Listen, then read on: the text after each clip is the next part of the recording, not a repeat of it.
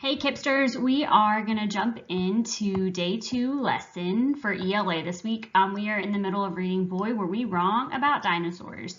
If you haven't watched day 1, that was Monday's video with Miss Rondo, go ahead and close out of this one and go find her so that you know where we are in the story. Just a quick reminder from yesterday's lesson, the text we're reading is nonfiction, which means our thinking jobs are teach and then the author's opinion of the text.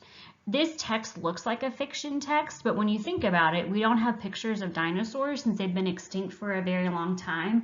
So authors and illustrators have to draw pictures based on what they know about them, which is why our book has illustrations this week. We also are focused on figuring out whether what we're hearing in the text is fact or fiction. So the point of this book is that the author wants to teach readers about dinosaurs since a lot of what we think is true is actually not true. In our reading today, we're going to focus on 2 big ideas. The first one is working on gisting. We've practiced gisting in the classroom throughout the beginning of this year. A gist is just a summary of what the page was about. Normally, it includes the noun, event, and location that the text was telling us about on that page. Every single gist should answer the question, what is the page mostly about?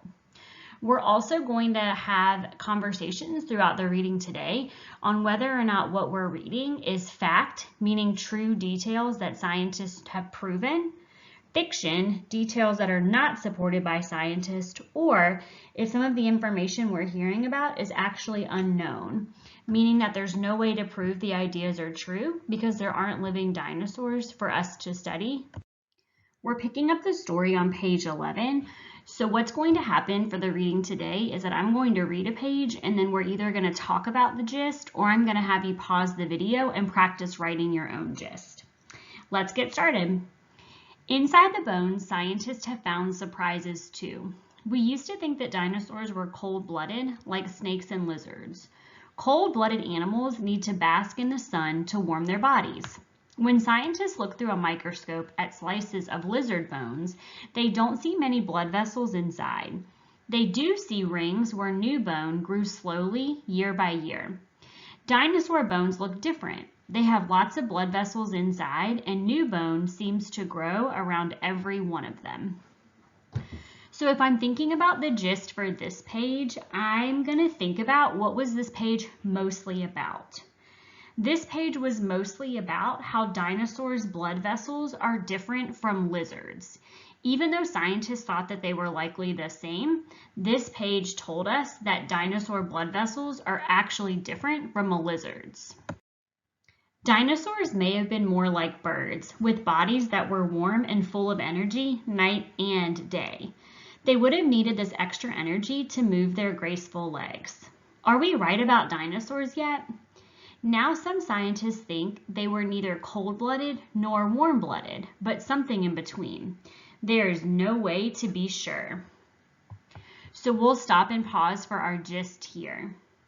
Our gist here, what the page was mostly about, is that dinosaurs are probably cold and warm-blooded animals.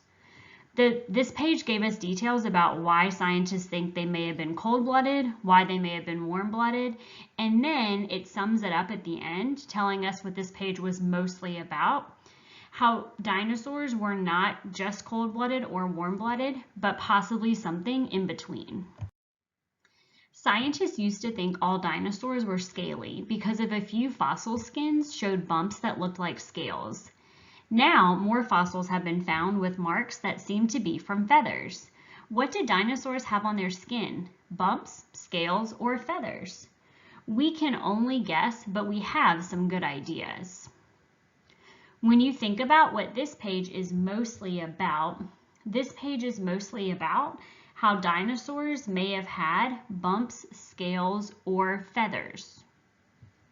That's the gist of this page. I want you to take a look at this page and read the speech bubbles above the dinosaurs. The question I have for you is, why would the author have included a page like this in the book? It's unlike the other pages where we have paragraphs giving us fact or fiction ideas, but this page is very different. Pause the video and ask yourself, Why would the author have included a page like this in our book? Because big animals lose heat more slowly, we think that the big dinosaurs, like the big elephants of today, wouldn't have needed fur or feathers to keep themselves warm. In the last few years, fossils of many kinds of little dinosaurs have been found. Some grew no bigger than pigeons. These small animals needed some way to keep from losing their body heat. Some of the fossils show warm, fluffy feathers like a baby chick's. Others show long feathers like a rooster's. Go ahead and pause the video here and see if you can come up with a gist for these pages. What were they mostly about? When you're ready to hear my idea, unpause and I'll share with you what my gist is from these pages. When I thought about my gist for these two pages were mostly about how big dinosaurs keep warm and how smaller dinosaurs keep warm.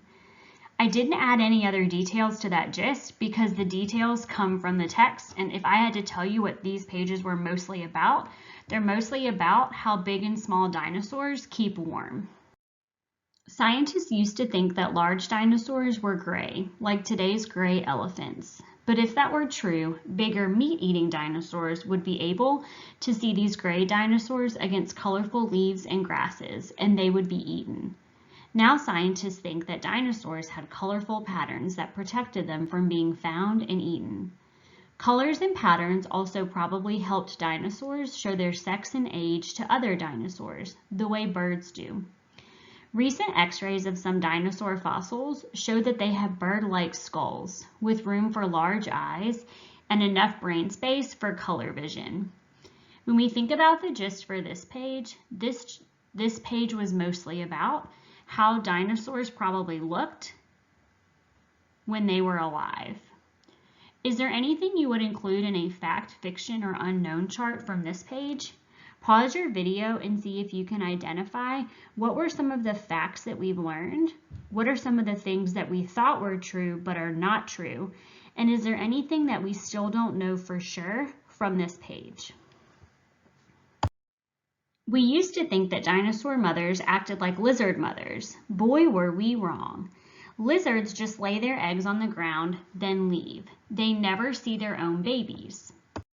Now that we have found fossil dinosaur eggs in fossil nests, some of the nests hold newly hatched babies.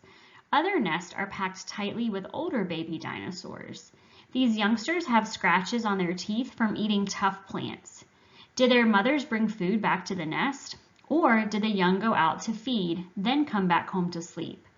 We can only guess, but these are things that lizards never do. The gist from these two pages is that dinosaurs acted differently from lizard mothers. The details are in the two pages about why we know that dinosaur mothers and lizard mothers were very different. Pause the video here and also see if you can identify some of the fact or fiction that we learned on this page. Before we wrap up the lesson for today, I want you to think about two questions since we finished the middle part of our text.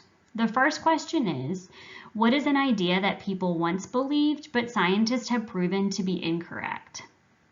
One of the details here that I know we once believed but now know is not true is from the last page we read about how we thought dinosaur mothers acted like lizard mothers, but now that we have found fossils, we know that's not true. The next question is, based on the information in the story so far, what are some things we know to be true about dinosaurs? I want you to type your answers for this question in the comment box below the video. What are some things that you've learned so far in our text that we now know are true about dinosaurs? Miss Rondo is going to finish up this week's dinosaur text on Friday, so make sure you watch Friday's video to learn more details and more fact and fiction about dinosaurs.